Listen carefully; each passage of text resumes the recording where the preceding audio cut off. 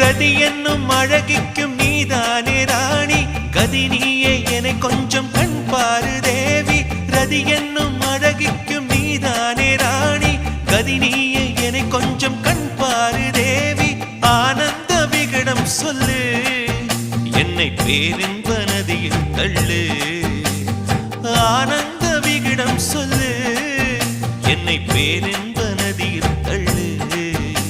நான் பாக்யாதிபதியானேன் உன்னாலே கண்ணே உஷா பசும் பொன்னே உஷா